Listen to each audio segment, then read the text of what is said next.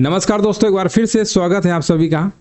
और दोस्तों, आज हम इस वीडियो में हिंदी वर्णमाला का टॉपिक लेकर आए हुए हैं, जो कि बहुत ही बेहतरीन तरीके से आपको यहाँ पर हम समझाएंगे। और इस वीडियो को देखने के बाद कभी भी जीवन में आपका वर्णमाला का प्रश्न गलत नहीं हो सकता। एक बेहतरीन ट्रिक के साथ बताएंगे और कैसे पहचानेंगे स्वर व्यंजन, कितने हमारे वर्णमाला में कितने हमारे वर्ण होते हैं, स्वर कितने होते हैं, कितने प्रकार के होते हैं, सब कुछ इस वीडियो में आज दोस्तों जानने वाले हैं।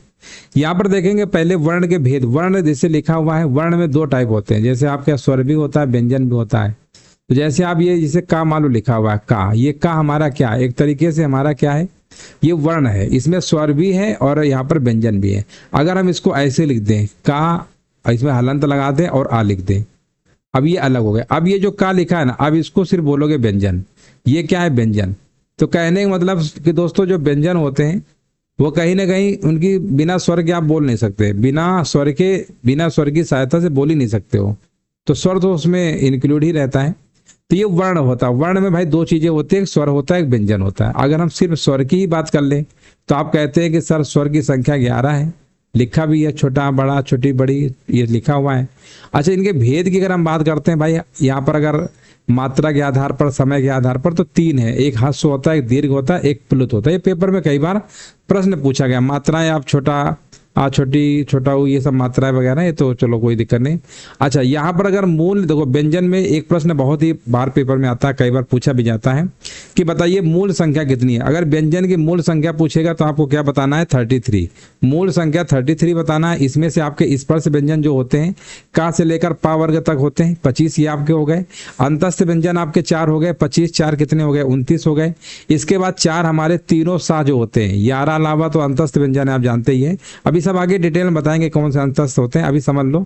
उसमें व्यंजन आपके 4, यानी टोटल जो आपके 33 लिखे ना, ये भाई आपके क्या होते हैं, मूल संख्या होती है। अगर व्यंजनों की मूल संख्या पूछा जाएगा तो 33 बताइएगा। अगर कुल संख्या की बात करेगा तो स्पर्श संख्या 25, अंतस्थ व्यंजन 4, उसमें व्यंजन 4 और संयुक्त व्यंजन जो आपके होते हैं 4। इन और द्विगुण व्यंजन क्या होते हैं, द्विगुण व्यंजन आप अभी आगे पढ़ोगे, एक डा होता है ना, इसके पीछे बिंदी लगा देते हैं, ढा। ये द्विगुण व्यंजन होते हैं, इसी को हम उच्छिप्त व्यंजन भी कहते हैं। और इन सबको मिला दोगे ना, 39 आपके होते हैं। अभी डिटेल में सब जानेंगे भाई कौन से हमारे द्विगुण है, संयुक्त व्यंजन है, ये सब कुछ यहाँ पर बताएंगे। अच्छा, भेद की बात करेंगे, इसमें भाई आपके स्पर्श व्यंजन, अंतस्थ व्यंजन, उस व्यंजन, ये सब आप जानते ही हैं। और सबसे बड़ी बात है, नोट में लिखा हुआ है कि छोटी बड़ी और ऋषि वाला जो लिखा है ना, ये भाई स्त्रीलिंग होते हैं। हिंदी वर्णमाला में भाई याद रखिएगा कि छोटी बड़ी और ऋषि, यही 3 हमारे स्त्रीलिंग वर्ण होते हैं। बाकी सारे के सारे हमारे क्या होते हैं, पुल्लिंग होते हैं। बाकी सारे के सारे हमारे क्या होते हैं, पुल्लिंग होते हैं। अच्छा, वर्णमाला के प्रश्न के पेपर में कई बार पूछा गया, वर्णों के एक क्रमबद्ध यानी व्यवस्थित रूप से लिखोगे ना, उन्हीं को हम वर्णमाला कहते हैं। तो इसमें क्या है भाई, यहाँ पर जैसे आप देख सकते हो, टोटल संख्या 52 है। वर्णमाला के पेपर में हमेशा 52 ही पूछता है, 52 ही ऑप्शन लगाते हैं। और यहाँ पर देखिए, वर्णमाला में भी 2 कैटेगरी है, बता रहे हैं, स्वर और व्यंजन। इसको अच कहते हैं, इसको हल भी कहते हैं। अच्छा, यहाँ पर आप देख सकते हैं भाई कि यहाँ पर ह्रस्व में और यहाँ पर ह्रस्व स्वर को भाई दीर्घ स्वर कहते हैं, इनकी संख्या 4 होती है। सबसे बड़ी बात है कि जो आपके लघु स्वर होते हैं, ह्रस्व स्वर होते हैं, इनकी संख्या 4 है। कौन कौन सी है, छोटा, छोटी, छोटा वो और ऋषि, ये वाली सब भाई छोटे छोटे ही हैं, ये मूल स्वर में आते हैं। अच्छा, दूसरा टाइप आपका होता है दीर्घ स्वर। दीर्घ स्वर या इसी को हम बोलते हैं गुरु स्वर कहते हैं। और इसमें भाई 7 हैं, बड़ा आ, बड़ा ई, उ, ए, ओ। और इसके बाद पुलुस स्वर हमारा 1 हो गया, ठीक है ना। तो ये भाई हमारे समय के आधार पर, मात्रा के आधार पर जो भी कहिए ना, ये स्वर हमारे 3 प्रकार के होते हैं। अभी आगे हम पढ़ाएंगे। इसमें भी देखो भाई, दीर्घ स्वर के भी 2 कैटेगरी है। एक तो आपका मूल दीर्घ स्वर है, एक संयुक्त स्वर है। तो मूल दीर्घ स्वर में भाई क्या है, बड़ा आ, बड़ा ई, बड़ा उ है। संयुक्त स्वर में ए, ऐ, ओ, औ, ये आपकी कैटेगरी है। अच्छा, हल व्यंजन की बात करेंगे भाई, इसमें स्पर्श व्यंजन आपके हो गए का से लेकर पा वर्ग तक। अंतस्थ व्यंजन 11 अलावा हो गए 4। उसमें व्यंजन हमारे तीनों सा और हा, ये उस व्यंजन होते हैं। लिखा है, मूल दीर्घ स्वर को सजाती स्वर कहते हैं। मूल दीर्घ स्वर मतलब जैसे छोटा छोटा मिलकर बना रहा, बड़ा मतलब सेम हो, उनको सजाती है ना। अगर मान लो छोटा छोटी मिलकर ए बना रहा है तो वो हमारा कैसा होगा, विजाती हो जाएगा। तो अभी सब डिटेल में जानेंगे, थोड़ा हम आपको मैप के माध्यम से समझा रहे थे कैसे क्या होता है। अच्छा, सबसे पहले पढ़ लो अयोग वाक। देखो, अयोग वाक क्या होता है, आपने पढ़ा होगा, इनकी संख्या 2 होती है, अंक और आहा। ये भाई क्या होते हैं, अयोग वाक होते हैं। अंक को अनुस्वार कहते हैं और इसको विसर्ग बोलते हैं। इसको क्या बोलते हैं भाई, विसर्ग बोलते हैं, अनुस्वार विसर्ग। अच्छा, इनकी संख्या 2 है, लेकिन ना तो भाई ये स्वर में काउंट होते हैं ना तो ये व्यंजन में, लेकिन इनके इंपॉर्टेंट बहुत अपने आप में है। देखो लिखा है अयोग व अर्थात जिसका वाहन कोई ना करे, स्वर और व्यंजन कोई ना करे। इनकी गिनती ना तो स्वर में होती ना व्यंजन में होती, किंतु इनकी आवश्यकता जिसको भी पड़ती है, चाहे वो स्वर हो चाहे व्यंजन हो, उनके साथ लग जाते हैं। और इनकी आवश्यकता जब स्वर को होती है तो स्वर के साथ लग जाते हैं, जब व्यंजन को आवश्यकता होती है तो भाई व्यंजन के साथ, जिसके साथ जो नीट रहेगी ना। और यहाँ अंग और आह को भाई लिखा है, अंग को अनुस्वार कहते हैं, साफ साफ नीचे इन्होंने बता भी रखा है। अंग को भाई अनुस्वार कहते हैं और आह को क्या कहते हैं, विसर्ग कहते हैं, इन्होंने यहाँ पर बता भी रखा है। चलो अगली स्लाइड में देखते हैं। अच्छा देखो, अभी हमने आपको ह्रस्व स्वर वाला बताया था, दीर्घ स्वर प्लुत स्वर बताया था ना अभी स्टार्टिंग में। अब दो स्वर डिटेल में जान लो भाई। समय के आधार पर स्वर 3 प्रकार के होते हैं, पेपर में कई बार पूछा गया है। पेपर में प्रश्न आएगा कि समय के आधार पर स्वरों की संख्या कितनी होती है। ऑप्शन लिखा होगा 1 2 3 4 ऐसे ही, तो क्या ऑप्शन लगा के आओगे 3। अच्छा इसमें देखो ह्रस्व स्वर क्या है भाई, ह्रस्व स्वर के बारे में समझ लो। जिन स्वरों के उच्चारण में कम समय यानी एक मात्रा का समय लगता है उन्हें हम ह्रस्व स्वर कहते हैं। मतलब इसमें को बोलने में बहुत ज्यादा समय नहीं लगेगा। जैसे आ बोल दी, आ ई उ ऋषि, समय देख रहे हो ना भाई, इसमें एक ही मात्रा है, कोई डबल मात्रा दिख रही नहीं दिख रही, तो ये हमारा हो गया ह्रस्व स्वर। दीर्घ स्वर में क्या होता है, जिन स्वरों के उच्चारण में मतलब 2 मात्रा का समय लगता है उन्हें हम दीर्घ स्वर कहते हैं। बड़ा आ, बड़ा ई, बड़ा उ, ए ए ओ औ, इनमें भाई 2 मात्रा का समय लगता है। आप देख ही रहे हो, छोटा छोटा 2 मात्रा इसमें है ना। और यहाँ पर भाई प्लुत स्वर की अलग है बात है, जिनके उच्चारण भाई बहुत अधिक समय लगता है, 3 मात्रा उन्हें प्लुत, जैसे ओम ओम, इसमें 3 मात्रा लग रहा है। तो भाई ये प्रश्न आपका पेपर में कई बार पूछा गया है कि समय के आधार पर स्वर के कितने प्रकार होते हैं। 3 आपके ह्रस्व स्वर, दीर्घ स्वर और प्लुत। अच्छा अब इसे भाई दीर्घ स्वर के भी 2 कैटेगरी है। अभी अब इसके पहले डायग्राम जो बता रहे थे, देखो ये देखो बता रहे थे, अभी आपको यहाँ बता रहे थे, देखो यहाँ बता रहे थे नहीं बता रहे थे, ह्रस्व दीर्घ प्लुत है ना, वही देखो ये। अब इसको थोड़ा डिटेल में समझा रहे थे। देखो भाई दीर्घ स्वर के भाई इन्होंने लिख रखा है मूल और यहाँ पर संयुक्त है। देखो समान स्वरों के मेल से बनते हैं भाई, ये आपके जो होते हैं, जो दीर्घ स्वर होते हैं ना, ये भाई आपके बनते हैं समान स्वरों के मेल से। जैसे छोटा छोटा मिलकर बड़ा बना रहा है, समान स्वर आया। छोटी छोटी ये बड़ी बना रहा है, ये भी समान स्वर है। छोटा वो मिल रहा है, बड़ा वो बना रहा है, ये भी समान है। तो सिंपल सी बात है, सजाती किसे बोलेंगे, सजाती हम किसे बोलेंगे जिसमें हमारे 2 समान स्वरों के मेल से बने। 2 भिन्न असमान स्वरों के मेल जो बनते हैं वो आपके संयुक्त स्वर होते हैं। अब जैसे यहाँ पर छोटा छोटी मिलकर ए बना रहा है, छोटा ए मिलकर अय बनाता है, छोटा ओ मिलकर ओ बनाता है, छोटा ओ मिलकर औ बनाता है ना। तो ये आपको अच्छे समझ में आ गया होगा, कोई इसमें दिक्कत की बात नहीं है। सजाती विजाती बढ़िया समझ गए होंगे। तो ये तो आपको समझ में आ गया कि सजाती विजाती क्या है। जब 2 समान स्वर मिलेंगे, जैसे आ समान है, ई समान है, ऊ समान है, बड़ा ऊ बनेगा ही, सिंपल सी बात है, तो ये समान स्वर हो गए। लेकिन होते दोनों ही दीर्घ स्वर हैं, बस उसके 2 कैटेगरी हो गए। अब पेपर में पूछ लेता है दोनों ही दीर्घ स्वर। ज्यादा गहराई से पूछेगा तो कहेगा बताओ संयुक्त स्वर कौन सा है दीर्घ स्वर का ही कैटेगरी। चलो अगली स्लाइड में जाते हैं भाई। यहाँ पर देखो हिंदी व्याकरण, पहले आप स्वर के बारे में पढ़ लो भाई, स्वर के बारे में बहुत अच्छे से पढ़ लो। एक आपने नाम सुना होगा आगत स्वर। आगत स्वर क्या होता है, हिंदी वर्णमाला में जैसे आ के ऊपर एक दिख रहा है ना, ये ऐसे लगा हुआ है, लिखा इन्हीं को भाई आगत स्वर कहते हैं। ये वाला देखो आगत लिखा, जिन स्वर श्रेणी में इनको रखा गया है। ये अंग्रेजी भाषा का शब्द है। अच्छा अंग्रेजी भाषा का शब्द है, इसको हिंदी में लिखते हैं। अंग्रेजी भाषा का शब्द है, हिंदी में यूज हो रहा है।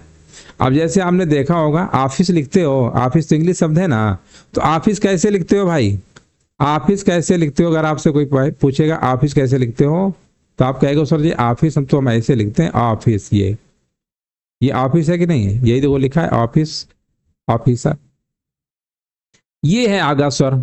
सिंपल सी बात है, मतलब ऐसे शब्द जो अंग्रेजी भाषा का शब्द है और हिंदी भाषा ने ग्रहण कर लिया है, आगत स्वर कहते हैं, ऑफिस ऑफिसर। अच्छा अब यहां से भाई असली कहानी शुरू होती है स्वरों के प्रकार। जैसे जो पेपर में आते हैं, जैसे आपके सामने एक जीभ बनी हुई है, लिखा जीभ के आधार पर स्वर कितने प्रकार के होते हैं। तो जीभ के आधार पर भाई स्वर 3 भागों में बांटा गया है। कौन कौन से भाग में बांटा गया आप देख सकते हो।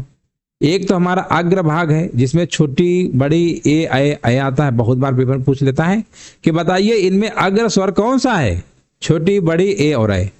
इसके बाद दूसरा कौन सा आता है भाई, दूसरा आपका आता है पश्य भाग, है ना। पश्य भाग में भाई कौन आता है, देखो पश्य भाग में आपका कौन सा आता है, और मध्य भाग में कौन आता है? देखो अग्र भाग तो आपका ठीक है, छोटी ए हो गया। मध्य भाग में भाई आ आता है, मध्य भाग में क्या आता है? आ आता है ना। मध्य भाग इसको हटा दो भाई, ये गलत लिखे है, ये अग्र भाग, ये मध्य भाग। अच्छा पश्च भाग में क्या आता है हमारा? बड़ा आ, ऊ, ये सब आते हैं, यानी अग्र भाग, मध्य भाग, है ना, और भाई ओ और औ, ये हमारे आते हैं, ठीक है ना। तो आप जीव के आधार पर कह सकते हो 3 कैटेगरी में, अग्र भाग, मध्य भाग और पश्च भाग। याद रहेगा आपको। अग्र भाग में कौन है? छोटी, बड़ी, ए और ऐ आते हैं, 4 हैं। मध्य भाग में छोटा आता है, और जो पश्च भाग होता है बड़ा आ, और इसमें आगत भी आ जाता है, छोटा ऊ, बड़ा ऊ, ओ और औ। ये आपके हो गए जीव के आधार पर। मुख्य कृति के आधार पर स्वर की बात जब हम बात करते हैं, मुख्य कृति के आधार पर स्वर, तो इसके 4 प्रकार होते हैं। एक संयुक्त स्वर होता है, एक अर्ध समृत स्वर होता है, विवृत होता है, एक अर्ध विवृत होता है। इनकी भाई कहानी समझ लेते हैं। समृत स्वर क्या होता है? जिनके उच्चारण में कम मुख खुले। अगर मुख कम खुलना है तो समझ जाओ समृत स्वर है। इसमें कौन कौन से हैं भाई? छोटी, बड़ी, छोटा ऊ, बड़ा ऊ, है ना। तो भाई याद रखोगे, देखो इसमें कंफ्यूजन कहाँ होता है? समृत स्वर में छोटी बड़ी है, छोटा ऊ बड़ा ऊ है। लेकिन जब इसके पहले हमने आपको पढ़ाया था अग्र भाग में जो स्वर थे जीव के प्रकार में पढ़ाए थे, इसमें छोटी बड़ी और ए और ऐ आते हैं। इसमें ई और ई छोटी बड़ी दोनों में कॉमन है भाई। इसमें भी देखो आ रहा है, इसमें भी आ रहा, बस इसमें ए और ऐ था अग्र भाग में, इसमें कौन सा है? इसमें समृत स्वर में ऊ और बड़ा ऊ आता है। इसको थोड़ा याद कर लेना। अर्ध समृत स्वर में क्या होता है? इनके उच्चारण में भाई समृत स्वर से थोड़ा अधिक मुख खुलता है, ए आता है, ओ आता है। विवृत स्वर में भाई इनका तो भैया बहुत है मुख खुलता है, ये बड़ा आता है, इसके उच्चारण मुख सबसे अधिक खुलता है। अर्ध विवृत में जो बच्चे हैं वो अर्ध विवृत तो हो गए, मतलब ऐसे याद कर लो, विवृत वाला बड़ा आ है, समृत स्वर में छोटी बड़ी, छोटा ऊ बड़ा ऊ है, अर्ध समृत में ए ओ है, जो बाकी बचेगा आपका अर्ध विवृत हो गया, अर्ध विवृत हो गया, ठीक है। तो ये आपका हो गया। इसमें आ, ये आगत वाला ऐ और औ आते हैं। इसमें विवृत से कम और अर्ध समृत से थोड़ा अधिक मुख खुलता है। अब देखो भाई अगला स्लाइड में लिखा है ओष्ठ के आधार पर। देखो स्वर के ही टाइप पढ़ रहे हो, समय के आधार पर, जीव के आधार पर, अब ओष्ठ के आधार पर पढ़ लो। 3 ही टाइप पढ़ लो भाई, 3 है, ओष्ठ है, इसके बाद और कोई है क्या? इसके बाद नहीं है भाई, बस 3 ही है आपको। ओष्ठ के आधार पर, मुख्य कृति के आधार पर, जीव के आधार पर और मात्रा के आधार पर। 4 प्रकार से भाई स्वर पढ़े। जीव के आधार पर, अच्छा ये अभी हमने जो समय के आधार पे बताया था, ह्रस्व स्वर, दीर्घ स्वर, प्लुत, वो समय के आधार पे था। ये हमारा कौन सा था? जीव के आधार पर, अग्र, मध्य और ये पश्च, 2 हो गए ना जीव के आधार पे। तीसरा हमारा क्या? मुख्य कृति के आधार पर, ये भी हो गया। चौथा भाई हमारा स्वर आता है ओष्ठ के आधार पर, यानी स्वर के आप 4 टाइप पढ़ रहे हो भाई, और जैसे पेपर में पूछेगा ना वैसे लिख देना। ओष्ठ के आधार पर अगर हम स्वर की बात करते हैं तो ओष्ठ के आधार पर स्वर 2 प्रकार के, एक व्रतमुखी है और एक अव्रतमुखी है। अच्छा व्रतमुखी क्या होता है? जिन स्वरों का उच्चारण करते समय ओष्ठ गोलाकार हो जाए ना, उन्हें व्रतमुखी कहते हैं। इनकी संख्या 4 है। अब मुंह से आप बोलेंगे ना तो आप मुंह देखिए बिल्कुल गोल टाइप, देखो बना रहे नहीं बना रहे, देखो यहाँ पे ये देखो बना रहा है गोल टाइप का, जैसे ऊ, ओ, औ, है ना। ये भाई 4 हमारे क्या है? व्रतमुखी है। बाकी जो बचेंगे अव्रतमुखी है, आप देख सकते हैं। अव्रतमुखी को अर्धव्रतमुखी भी कहते हैं, और इनके उच्चारण करते समय ओष्ठ गोलाकार नहीं होते हैं, ओष्ठ गोलाकार नहीं होते, अव्रतमुखी होता है, आधव्रत अर्धव्रतमुखी होता है, बस हो गया। तो भाई स्वर बहुत अच्छे से हमने आपको पढ़ा दिया है, अब आपका कभी गलत नहीं होगा, है ना। तो ये कौन कौन से बनते हैं इसे पेपर में आते हैं। अब भाई व्यंजन की कहानी आती है। व्यंजन वर्ण क्या होता है? ऐसा वर्ण जिनका उच्चारण स्वरों की सहायता से होता है या एक से अधिक वर्णों के मेल से व्यंजन होते कहते हैं। ऐसे वर्ण जिनका उच्चारण स्वरों की सहायता से होता है, बिल्कुल सही। व्यंजन तो वैसे भी देखो स्वर स्वतंत्र होते हैं, अब व्यंजन हमारे परतंत्र होते हैं। ये बिना स्वर के भाई इनका काम नहीं चल पाएगा। प्रत्येक व्यंजन वर्णों में आ ध्वनि अंतर्निहित रहती है, बात सही है, क्योंकि आगे बिना किसी भी व्यंजन का उच्चारण संभव ही नहीं है। अब जैसे का लिखा है तो का में आ लिखोगे, खा में आ, अभी समझा ही रहे थे, ये तो आपको समझा ही रहे थे ना। मूल व्यंजन 33 होते हैं, अभी बताया था। जिन स्वरों की सहायता, जो व्यंजन स्वरों की सहायता से बोले जाते हैं, इसलिए इनको परतंत्र कहते हैं। डिपेंडेंट है ये स्वर पे क्या है भाई? डिपेंड है। अच्छा वर्ण विशेष में कुछ हमारे इंपॉर्टेंट हैं, जैसे पॉइंट हैं जो पेपर में अक्सर पूछ लेता है। ये बहुत बड़ी चीज है वर्ण विशेष वाला, इसको जरूर आप पढ़िए, इसको नोट्स भी बनाइए, क्योंकि बहुत इंपॉर्टेंट चीज आपको पढ़ाने वाले हैं। तो वो चा, छा, जा, ये चा वर्ग में भाई इया छोड़ दो, शुरू के 4 है। चा छा, और कौन से हैं भाई, चा छा ये या। इन चार वर्णों को भाई स्पर्श संघर्षी कहते हैं। क्या कहते हैं, स्पर्श संघर्षी। देखो ऊष्म में संघर्षी वो अलग चीज है, ऊष्म में संघर्षी या ऊष्म में व्यंजन जो होता है वो अलग है। ऊष्म व्यंजन में तीनों सा और हाथ है, इसमें स्पर्श लग गया है। और जब भी स्पर्श संघर्षी की बात होती है तो आपको चा छा जा ये लगाना है, स्पर्श। अब आप कहोगे सर जी कैसे याद रहेगा? अच्छा सिंपल सी बात बताओ, ये जो तीनों सा पढ़ते थे आपको याद है? तीनों सा, एक ये सा हो गया, एक ये सा हो गया, तीनों सा और हा, ये मान लेते हैं। ये क्या भाई आपके स्पर्श व्यंजन में आते नहीं आते? स्पर्श व्यंजन में आपके 25 आते, का से लेकर पा वर्ग तक। चाचा जा झा तो ये चलो आ रहा है, ये तो हमारा आ रहा है स्पर्श व्यंजन में, लेकिन ये भाई ऊष्म होता है, इसको ऊष्म व्यंजन कहो चाहे ऊष्म संघर्षी कहो। ऊष्म व्यंजन तो जानते ही हो तीनों साहा होते हैं, तो संघर्षी वर्ड लगेगा तो ऊष्म संघर्षी जब भी लगाएंगे तीनों साहा होगा। अगर स्पर्श वर्ड लग गया समझ जाना चा वर्ग वाला है, वो भी शुरू के चार। डा के नीचे बिंदी लिखी, गाड़ी हो गया, इसमें डा लिखते हैं ना नीचे बिंदी, ये भाई क्या है? देखो इसमें बड़ा कंफ्यूजन होता है, यार लिख दे रहे हैं, थोड़ा समझ लो पहले। देखो ये जो ऐसे लिखते हैं ना बिंदी लगा के, ये अंगा होता है, का वर्ग में आता है, ये होता है डा, और ये होता है इसके नीचे बिंदी लगाते हो जो, ये हमारा उच्छिप्त व्यंजन होता है। जो डा के नीचे बिंदी लगा लिखते हो ना भाई, डा के जो आगे बिंदी लगाते हो वो अंगा होता है। तो डा और ढा ये द्विगुण होते हैं, इनको उच्छिप्त भी कहते हैं। कई नाम है भाई, ताड़न जात भी कहते हैं, कई नाम है इनके। ये हिंदी और फारसी के दोनों गुण पाए जाते, द्विगुण कहे जाते हैं। इसमें दो भाषाएं हैं, हिंदी गुण भी पाया जा रहा है और कौन सा, फारसी का भी। अच्छा जो पंचम अक्षर होता है इनको हम नासिक वर्ण कहते हैं। क्या कहते हैं भाई? नासिक वर्ण कहते हैं। ये पंचम वर्ण को हम नासिक कहते हैं। ऐसे देखो अंगा हो गया, इया आड़ा नामा, ये सब कहाँ से, पावर्ग में आते हैं। या और वाह भाई क्या होते हैं ना, या और वाह भाई आपके, इनको हम अर्ध स्वर कहते हैं। या और वाह क्या होते हैं भाई? अर्ध स्वर होते हैं। रा को भाई क्या कहते हैं? रा को प्रकंपित या लुंठित, पेपर में अभी पूछा गया था कि रा को भाई क्या कहते हैं? प्रकंपित या लुंठित कहते हैं, या कंपन जात व्यंजन कहते हैं। लुंठित का अर्थ होता है जीभ का आगे से मुड़ना। ला को भाई ये भी पेपर में कई बार पूछ लेता है, ला को क्या कहते हैं? ला को कहते हैं भाई, याद रखिएगा, ला को क्या कहते हैं? इसको कहते हैं भाई पार्श्विक व्यंजन। बहुत बार पेपर में आया, इसको याद कर लेना। ला को पार्श्विक व्यंजन कहते हैं। पार्श्विक अर्थ होता है भाई जीभ का अगल बगल का भाग, जीभ के अगल बगल का भाग। हिंदी वर्णमाला में दो अमानक हैं, एक झा एक भा है। इन्हें पहले झा के आगे ऐसे बनाते थे ना, ऐसे गुंडी टाइप का, ये झा या वाह को भा को ऐसे लिखते थे पहले, पता है आपको? भा ऐसे लिखते थे, ये ऐसे लिखते थे। झा व भा, दो भाई आपके क्या है? झा और भा क्या है? ये दो अमानक वर्ण, बहुत बार पेपर में आया है। ये झा व भा को भैया कैसे लिखते थे? पहले भा के आगे एक ऐसे और बना देते थे, जैसे अभी बनाया। ये झा भा पहले ऐसे लिखा करते थे, हमने देखा है पहले जमाने में ऐसे लोग लिखते थे। हा को क्या कहते हैं भाई? बहुत इंपॉर्टेंट चीज है ना, ये बहुत इंपॉर्टेंट चीज आपको बताने जा रहे हैं, ये बहुत अच्छे समझ लो। देखो यहाँ पर क्या लिखा है भाई? हा। हा को क्या कहते हैं? हा को देखो, हा को क्या कहते हैं? ओस में संघर्षी, स्वर यंत्रमुखी, काकल्य वर्ण भी कहते हैं। ये बहुत बार पेपर में आया है, कंठ में आता ही है, कंठ में भी आता है। ओस में संघर्षी भी होता है, सगोस संघर्षी भी होता है। ओस में संघर्षी भी है, ओस में संघर्षी यानी ओस में व्यंजन बता रहे थे ना आपको, तो ओस में संघर्षी भी होता है, सगोस वर्ण में भी आता है। अभी अघोष सघोष सब पढ़ाएंगे ना, अल्पप्राण महाप्राण, और अच्छे से क्लियर हो जाएगा। जो ध्वनिया ना तो स्वर हो ना ही व्यंजन हो उसे हम अयोगवा कहते हैं, आपको पता ही है।